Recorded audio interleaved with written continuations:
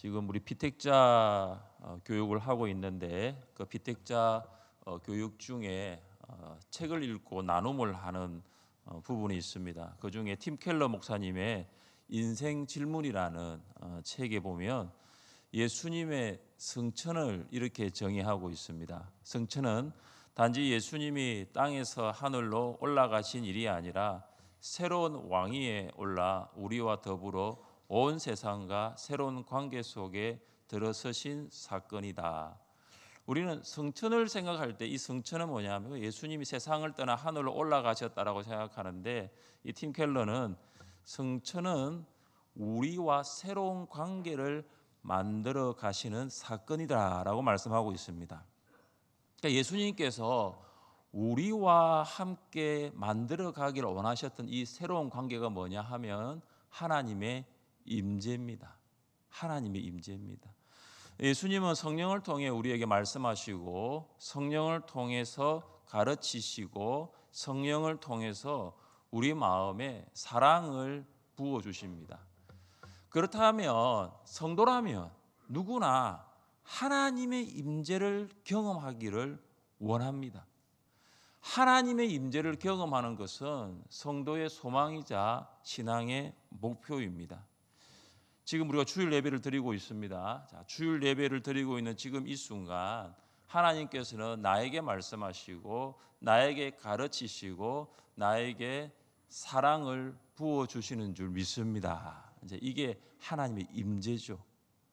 그런데 이제 교회 문을 나가면은 우리의 삶은 어떻습니까? 하나님의 임재를 거의 잊어버린 채로 일주일을 살아가는 것이 우리의 일상입니다. 하나님께서는 내가 교회에서만, 하나님께서는 내가 주일에만 우리와 함께 하겠다고 하지 않으셨습니다. 무소부재하시고 온 땅에 충만하신 하나님은 우리가 어디를 가든지 우리가 무엇을 하든지 우리와 함께 하십니다. 사랑하는 성도 여러분, 예수님이 승천하실 때에 제자들에게 무엇을 약속하셨습니까? 우리 같이 한번 읽어보겠습니다.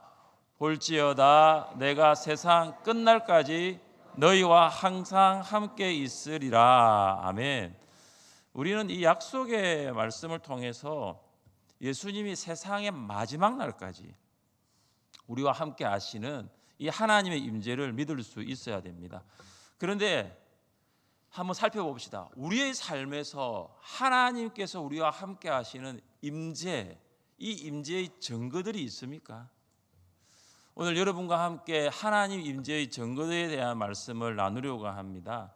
하나님께서 나와 함께 하신다는 이 임재의 증거는 무엇일까요? 첫째, 하나님 임재의 증거는 공급입니다.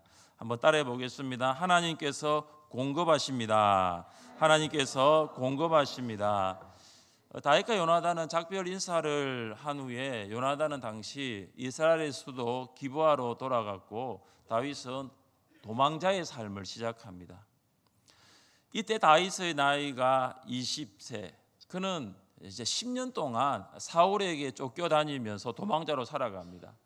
다윗이 사울에게 쫓기면서 도망한 장소가 크게 16군데입니다. 오늘 이 사무엘상 21장부터 보시 16군데인데 다윗은 이 도망하는 장소에 가는 곳마다 그는 가는 곳마다 무엇을 경험하느냐 하면은 하나님의 임재를 경험합니다. 다윗이 처음 찾은 장소가 노비입니다. 이스라엘 제사장들은 블레셋에게 이 패배한 이후에 실로에 있던 이 성막을 어디로 옮기느냐? 노브로 옮깁니다. 그래서 노브는 이스라엘 종교의 중심지가 되고 그곳에는 대제사장 아히멜렉이 있습니다. 이 아히멜렉이 다윗을 보는 순간 두려움에 사로잡힙니다. 왜냐하면 다윗이 혼자서 그것도 아무 예고 없이 노브에 왔기 때문입니다. 다윗은 왕의 사위입니다.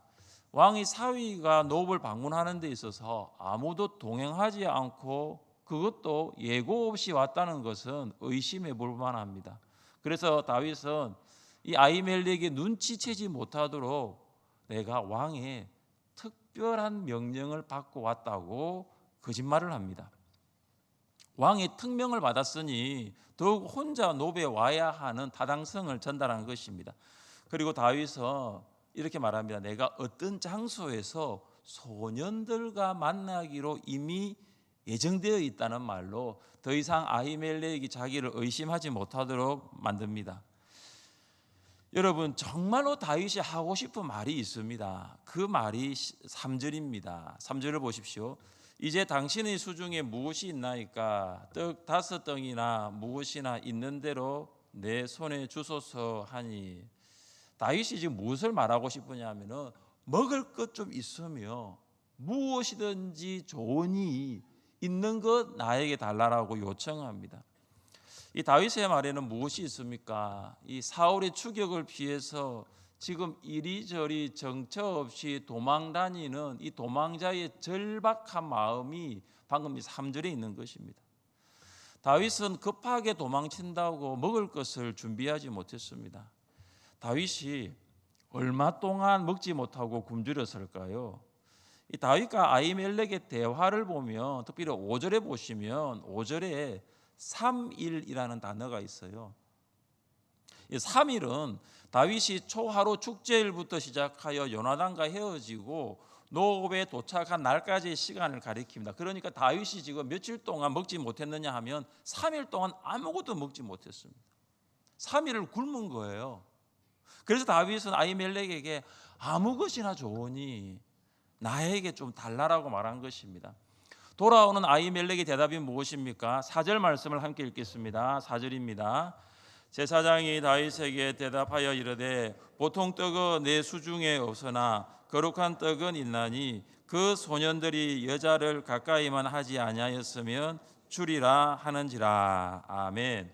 아히멜렉에게는 보통 떡은 없고 거룩한 떡만 있다고 합니다. 이 거룩한 떡이 무엇입니까? 성소의 떡상 위에 올려놓았던 진설병을 말합니다. 이 떡상에 오르는 떡은 모두 12개죠. 그래서 6개씩 2열로 놓습니다. 12개의 떡, 이것은 이스라엘의 12지파를 말합니다. 제사장은 이 진설병 상위에 이스라엘 백성을 말하는 12개의 떡을 올릴 때마다 무엇을 생각하냐 하면 하나님의 공급을 생각합니다. 하나님의 공급을 신뢰합니다. 6일 동안 진설되어 있다가 새로운 안식일이 오면 새 진설병으로 교체가 됩니다. 그러면 그 전에 있었던 이 떡은 제사장들이 성소에서 먹을 수가 있었습니다. 제사장들만 진설병을 먹을 수 있었어요. 이유는 뭐냐면 그 진설병이 하나님 앞에 놓였던 거룩한 떡이었기 때문입니다. 여러분, 이 진설병을 원어로 직역하면 이런 말이 있습니다. 이런 말입니다. 얼굴의 떡이라는 뜻입니다. 얼굴의 떡. 진설병은 얼굴의 떡입니다. 여러분 얼굴은 임재를 상징합니다. 이 말은 무슨 말이냐 하면 진설병은 곧 하나님의 얼굴이니 이건 하나님의 임재를 상징합니다. 여러분, 우리 얼굴에 이목구비가 다 있잖아요, 그죠? 그 중에 눈이 있잖아요. 이 눈을 통해서 우리가 사람을 보잖아요. 하나님은 진설병을 통해서 누구를 보느냐? 이스라엘 백성들을 살피십니다. 그래서 이스라엘 백성들은 무엇을 믿었느냐? 이 진설병을 통해서 하나님이 우리를 보살피신다고 믿었습니다. 제사장들은 진설병을 진설하는 것으로 끝나지 아니하고 성소에서 진설병을 먹으면서 무엇을 확신하느냐? 하나님께서 우리와 함께 하신다. 그 하나님의 임재를 확신했습니다. 그렇다면 누가 진설병을 먹을 수 있습니까? 진설병은 거룩한 사람만이 먹을 수 있습니다. 그래서 아히멜렉이 다윗에게 소년들이 여자를 가까이 하지 않아 거룩하다면 내가 진설병을 주겠다라고 말하고 있습니다. 6절 말씀 함께 읽겠습니다. 6절입니다. 제사장이 그 거룩한 떡을, 거기는 진설병 곧 여호와 앞에서 물려낸 떡밖에 없었음이라. 이 떡은 더운 떡을 드리는 날에 물려낸 것이더라. 아멘. 아히멜렉은 이미 보관 중인 떡을 다윗에게 줍니다. 여러분, 아마 그 떡은 시간이 오래되어서 딱딱하였을 것입니다. 3일 동안 아무것도 먹지 않았으니 딱딱한 떡도 감사하며 먹을 수 있는 것이죠. 사랑하는 성도 여러분, 하나님의 임재의 증거는 공급으로 나타납니다. 이스라엘 백성이 출애굽할 때 가지고 온 양식이 바닥나고 먹을 것이 없었습니다. 그때 하나님께서 이스라엘 백성들에게 무엇을 공급하셨습니까? 우리 같이 한번 읽어보겠습니다. 그 이슬이 마른 후에 광야 지면에 작고 둥글며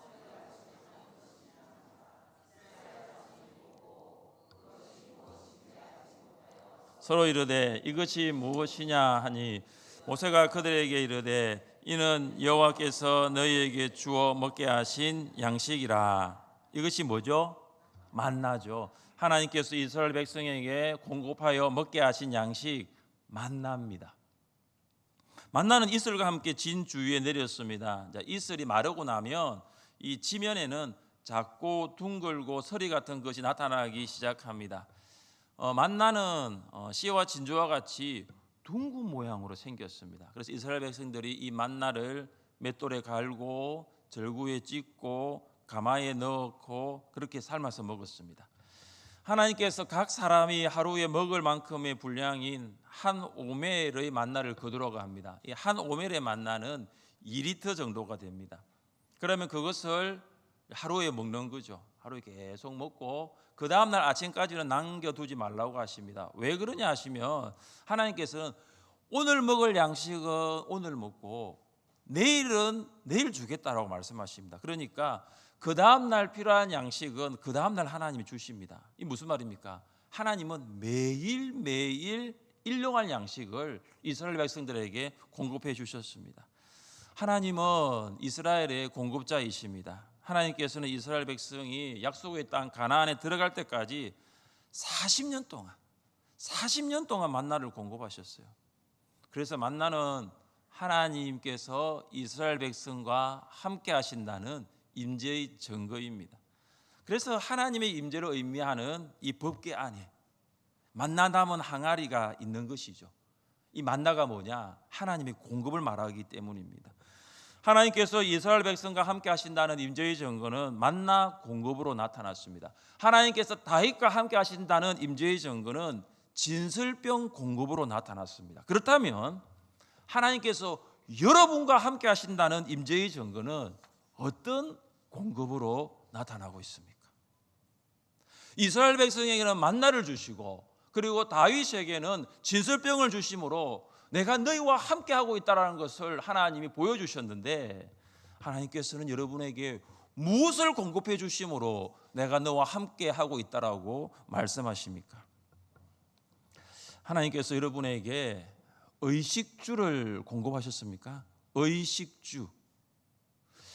입을 옷과 먹을 음식과 거주할 집을 공급하셨을 것입니다. 비싼 옷은 아니더라도 계절마다 추위와 더위를 피할 수 있는 옷을 공급하셨습니다. 비싼 음식은 아니더라도 하루하루를 살아갈 에너지를 만들 수 있는 음식을 공급하셨습니다.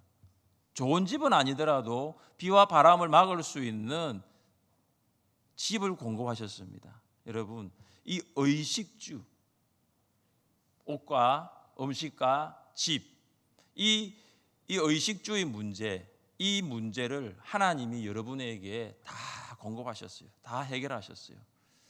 근데 저는 지금 여러분과 나누는 말씀 가운데 이 의식주의 문제보다 우리가 살아가고 있는 이 육체의 어떤 의식주의 문제보다 더 근본적인 문제가 있어요. 그것이 뭐냐면 영혼의 문제예요. 추위와 더위를 피할 수 있는 옷보다 더 근본적인 옷은 무슨 옷이냐? 죄로 물든 영혼을 덮을 수 있는 예수 그리스도의 옷입니다. 하루하루를 살아갈 에너지를 만들어내는 음식보다 더 근본적인 음식은 뭐냐? 내 영혼이 살아갈 수 있도록 만드는 영혼의 양식이 있습니다. 비와 바람을 막아줄 수 있는 집보다 더 근본적인 집은 무엇이냐? 죽음 이후 나를 위해 예비하신 하나님의 집, 천국이죠. 사랑하는 성도 여러분, 세상에 많은 사람들은 이 육신의 의식주의 문제를 해결하려고 살아가고 있습니다. 물론 우리도 마찬가지입니다. 물론 우리도 먹고 입고 살 집, 이 문제를 해결해야 됩니다. 그러나 더 중요한 것은 무슨 문제냐 하면 영혼을 위한 의식주의 문제예요. 육신의 의식주의 문제뿐만 아니라 영혼의 의식주의 문제 여러분 해결하셨나요? 영적 의식주의 문제는 예수 그리스도를 만남으로 완전히 해결될 수 있음을 믿습니다. 여러분, 예수를 만나면 예수 그리스도의 옷을 입을 수 있습니다. 예수 그리스도를 만나면 생명의 떡이신 예수님으로 영혼이 배고프지 않을 수 있습니다. 예수 그리스도를 만나면 아버지의 집으로 갈 수가 있습니다. 저는 여러분의 이 육신적 의식주의 문제를 해결할 수 있게 하지는 못합니다. 그러나 저는 여러분에게 영혼의 의식주의 문제는 해결해 드릴 수가 있습니다. 주일 예배에 빠짐없이 참석하여서 설교를 통하여 선포되는 예수 그리스도를 만나시면 됩니다. 양육훈련과 큐티방을 통하여 매일매일 공급되는 하늘 양식으로 영적 포만감을 경험할 수 있기를 바랍니다. 오늘 5월 6월로 복 있는 사람 큐티책이 공급되니까 여러분 정기구독 하신 분들은 받아가십시오. 그렇게 하고 있잖아요. 5월 6월을 내가 살아갈 수 있는 말씀이 복 있는 사람이라는 큐티책이 있는 거예요. 주일을 한 번 듣는 말씀으로서 우리가 일주일을 살아갈 수가 없어요. 여러분, 오늘 먹는 양식으로 내가 매일매일을 살아갈 수 없는 거예요. 여러분, 한 끼 먹고 여러분 일주일을 살아갑니까? 그런 분은 안 계실 거예요. 그렇다면 우리는 매일매일 먹어야 되는 거죠. 하늘 양식을 말입니다. 여러분, 영혼이 잘 될 때 육신이 잘 되는 거예요. 같이 한번 읽어봅시다. 사랑하는 자여, 내 영혼이 잘된 같이 내가 범사에 잘 되고 강건하기를 내가 간구하노라. 아멘. 저는 날마다 기도하는 제목이 이거예요. 여러분의 영혼과 여러분의 범사가 잘 되기를, 그리고 여러분의 영혼과 여러분의 범사가 강건하기를 날마다 기도하고 있습니다. 하나님의 임재의 증거가 무엇입니까? 우리의 영혼의 공급함이 있는 거예요. 우리의 육신의 공급함이 있는 거죠. 영육의 공급함이 하나님의 임재를 통해서 나타날 수 있기를 주님의 이름으로 축복합니다. 둘째, 하나님 임재의 증거는 승리입니다. 한번 따라해 보겠습니다. 하나님께서 승리를 주십니다. 하나님께서 승리를 주십니다. 진설병을 공급받은 다윗은 아히멜렉에게 이렇게 말합니다. 내가 급하게 오느라 무기를 가져오지 못했다라고 말합니다. 군인이 무기를 소지하지 않고 다니는 것은 정말 이상한 일입니다. 이어지는 아히멜렉과 다윗의 대화가 무엇입니까? 우리 9절 말씀을 함께 읽겠습니다. 9절입니다. 제사장이 이르되 내가 엘라 골짜기에서 죽인 블레셋 사람 골리앗의 칼이 보자기에 쌓여 에봇 뒤에 있으니 내가 그것을 가지려거든 가지라. 여기는 그것밖에 다른 것이 없느니라 하는지라. 다윗이 이르되 그 같은 것이 또 없나니 내게 주소서 하더라. 아멘. 아히멜렉은 제사장이었기 때문에 무기가 없습니다. 대신 아히멜렉이 다윗에게 말합니다. 네가 죽인 골리앗의 칼이 있다고 합니다. 왜 골리앗의 칼이 노베의 성막에 있을까요? 사무엘상 17장 54절입니다. 다윗은 그 블레셋 사람의 머리를 예루살렘으로 가져가고 갑주는 자기 장막에 두니라. 다윗은 골리앗을 죽인 이후에 골리앗의 머리는 어디로 가져가냐면 예루살렘으로 가져갑니다. 그런데 무기, 갑주, 이 무기는 자기 장막, 다윗의 장막이 어디죠? 다윗의 고향이 어디죠? 베들레헴에 두어요. 그런데 오늘 사무엘상 29장 9절을 보면 골리앗의 칼이 지금 어디에 있어요? 노베에 있는 거예요. 베들레헴에 있지 않습니다. 노베의 성막에 있습니다. 자, 그렇다면 왜 베들레헴에 두었던 골리앗의 칼이 노베에 있습니까? 학자들이 이 부분을 이렇게 해석합니다.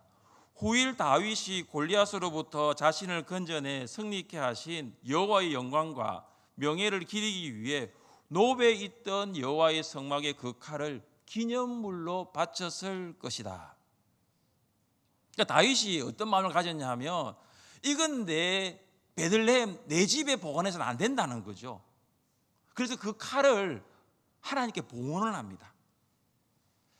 다윗이 하나님께 바쳤던 골리앗의 칼이 이제 아히멜렉이 다윗에게 되돌려 주는 거죠. 다윗이 하나님께 드렸는데 이제는 하나님께서 아히멜렉을 통해서 다윗에게 주시는 거예요. 여러분, 골리앗의 칼, 이건 무엇을 가리킬까요? 이건 승리입니다. 승리. 다윗은 블레셋과의 전쟁에서 하나님과 함께 하심으로 승리를 얻었습니다. 하나님께서 다윗과 함께 하셨기 때문에 골리앗을 이길 수 있었던 거예요. 그러니까 골리앗의 칼을 다시 받는다라는 것은 어떤 의미가 있느냐? 하나님께서 다윗에게 내가 너로 승리하게 해주겠다는 거죠. 내가 너에게 승리를 주겠다는 거죠. 지금 너는 사울에게 쫓겨다니는 도망자지만 내가 너에게 승리를 주겠다는 거죠. 하나님께서 이 골리앗의 칼을 통해서 다윗에게 승리를 약속하십니다. 그래서 다윗이 아히멜렉에게 무슨 말을 합니까? 그 같은 것이 또 없나니 내게 주소서. 그 같은 것이 또 없나니 내게 주소서. 하나님께서 나와 함께 하셔서 승리를 주신 이 징표인 이 골리앗 칼, 이런 것이 다른 것이 없다는 거죠. 이 같은 것이 없다는 거죠. 다윗은 이 골리앗의 칼을 통해서 무엇을 지금 기억하고 있습니까? 무엇이죠? 승리예요, 승리. 사울을 피하여 도망을 다녀야 하는 다윗에게 이 골리앗의 칼만큼 승리를 보증해 주는 징표는 없습니다. 다윗은 이 골리앗의 칼을 볼 때마다 무엇을 기억했을까요? 뭘 기억했을까요? 승리죠. 승리죠. 하나님이 나와 함께 하셨지. 지금 나는 도망자로 살아가지만 하나님께서 나와 함께 하셔서 하나님께서 승리를 주셨다. 이걸 기억했을 거예요. 하나님 임재의 증거는 승리입니다. 그러나 우리는 세상을 살아가면서 어떻습니까? 하나님의 임재를 경험하지 못하고 살아갈 때가 정말 많습니다. 하나님의 임재의 증거는 승리이지만 반대말로 임재의 반대말은 부재잖아요, 그죠? 하나님의 임재의 증거는 승리인데 하나님 부재의 증거는 뭐냐면 패배입니다, 패배. 여러분 이거 아십니까? 다른 거 다 있어도 하나님 안 계시면 내 인생은 패배한 삶이에요. 다른 거 다 있어도 하나님 없으면 내 인생은 패배한 삶이라고요. 우리는 반대로 생각하거든요.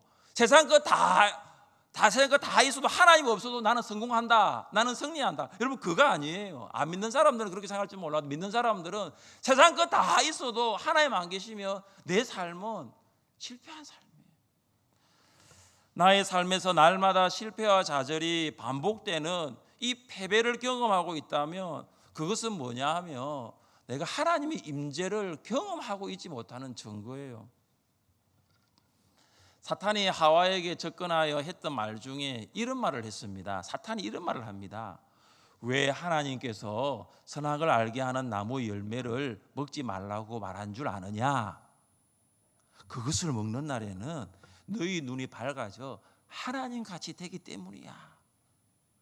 이 사탄의 말에는 지금 뭐가 있냐면 하나님 같이라는 비교가 있습니다. 너희가 지금은 하나님보다 못해. 너희는 지금 하나님보다 열등해. 그런데 너희들 선악과 먹으면 하나님처럼 된다라는 것이죠. 사탄은 하와에게 무엇을 심어주냐 하면은 비교를 통한 열등감을 심어 주었습니다. 너희들 하나님보다 못하지만 이거 먹으면 하나님처럼 될 수 있어. 아담과 하와는 에덴 동산에서 사탄에게 패배를 당합니다. 그래서 모든 사람은 무엇을 가지고 태어났느냐 하면은 패배 의식을 가지고 태어납니다. 패배 의식이 모든 사람에게 있습니다. 패배 의식은 비교를 통한 열등감에서 출발합니다. 여러분 달란트 비유 아시죠? 이 달란트 비유가 우리에게 주는 교훈들이 참 많은데 저는 그 중에 하나가 이것이라고 봅니다. 비교를 통한 열등감이 패배 의식을 낳는다라는 것이죠. 모든 사람이 5달란트, 모든 사람이 2달란트 받을 수 없습니다. 아마 대부분의 사람은 1달란트 받은 인생을 살아갑니다. 1달란트 받은 사람이 주인에게 와서 무슨 말 합니까? 이런 말 하죠. 주인이여, 당신은 굳은 사람이라. 심지 않은 데서 거두고 해치지 않은 데서 모으는 줄을 내가 알았으므로 두려워하여 나가서 당신의 달란트를 땅에 감추어 두었었나이다. 보소서, 당신의 것을 가지셨나이다. 여기서 우리가 주목해야 할 것은 무엇입니까? 1달란트 받은 사람이 두려워하였다라는 거예요. 두려워하였습니다. 왜 1달란트 받은 사람이 두려워하였을까요? 이런 거겠죠. 만약 내가 이것 가지고 사업에 실패하여서 이 1달란트마저 잊어버리게 된다면 이렇게 된다면 나는 아마 주인으로부터 진노를 받게 될 거야. 이게 한 달란트 가진 사람의 마음이었습니다. 그런데 주인의 마음은 다릅니다. 주인은 한 달란트 받은 사람이 이익을 남기기 위해서 한번 장사를 해보라는 거예요. 사업을 해보라는 거죠. 실패도 좋으니 한번 해보라는 거예요. 그런데 한 달란트 받은 사람은 뭐가 있습니까? 실패에 대한 두려움이 있는 거예요. 그래서 아예 시도조차 하지 않습니다. 사랑하는 성도 여러분, 한 달란트 받은 사람의 패배의식이 우리에게 있다는 것도 아세요, 여러분?